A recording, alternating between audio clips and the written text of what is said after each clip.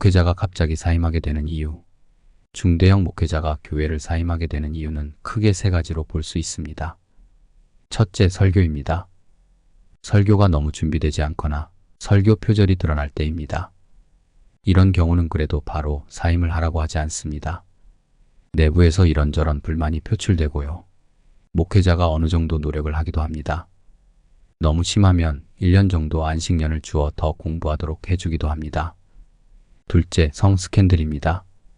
성적으로 문제가 나면 목회자도 교회도 감당하기 쉽지 않습니다.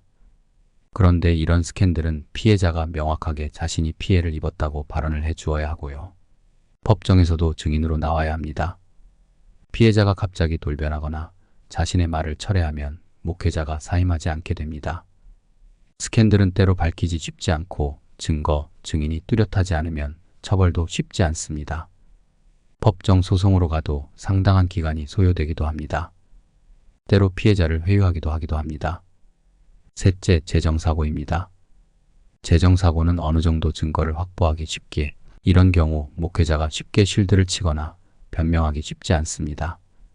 이런 경우 목회자는 바로 사임을 당하게 됩니다. 스스로 사임을 하는 것이 아니라 어쩔 수 없이 모든 것을 내려놓게 됩니다. 소탐대실하게 되는 것이지요. 이런 경우 사임 설교를 하기도 쉽지 않습니다. 그냥 주보에 사임이 된다고 하거나 교회에서는 그 이유를 정확히 밝히기도 쉽지 않습니다.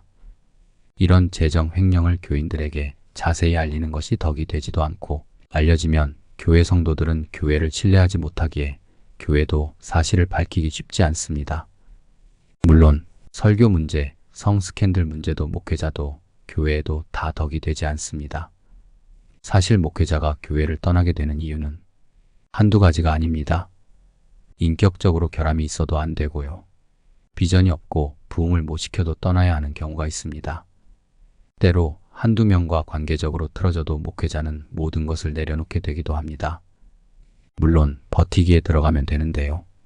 이게 상당한 스트레스를 주게 됩니다. 결국 목회자가 강자 같지만 실제로 그렇지 않기도 합니다. 게다가 요즘에는 3년, 5년, 7년 재신임 투표를 합니다. 이런 재신임 투표는 목회자에게 제대로 섬기도록 하기도 하지만 제대로 자신의 목회 철학을 펼치지 못하게도 합니다. 반대표를 생각하지 않을 수 없기 때문입니다. 목회자가 교회를 떠나게 되는 이유는 너무나 다양합니다. 그러나 목회자가 교회를 떠날 때 최소한 마지막 고별 설교 기회를 주면 어떨지요?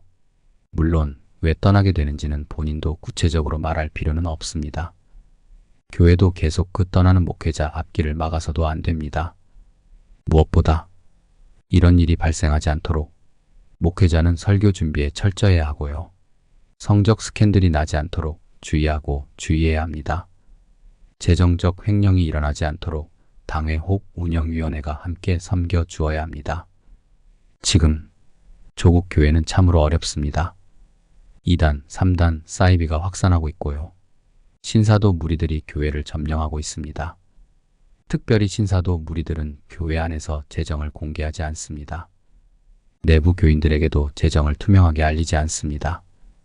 데이비드 차 사건이 일어나게 된 것은 여러 요인이 있습니다. 설교에도 문제가 많았고요. 책은 표절이었고요. 성적 스캔들이 있었고요. 재정적 횡령 사건도 있었습니다. 이런 일은 데이비드 차 신사도에게만 일어나는 것이 아니라 다른 신사도들, 그리고 그런 교회에 비일비재할 겁니다. 성경은 읽지만 성경 본문을 주에 혹 강해하지 않는 설교자를 보거든 도망가야 합니다. 성적 스캔들이 있는 목회자는 대부분 성 중독자가 많기에 쉽게 고쳐지지 않습니다. 재정사고를 내는 자는 가룟 유다와 닮아서 나중 예수님을 팔아버릴 수 있습니다. 지금 우리는 중세 암흑기를 살아가는 것 같습니다. 교회, 교계가 세상 정치판보다 더 시끄럽습니다. 더욱 건강한 목회자, 더욱 건강한 교회가 세워지길 소망합니다.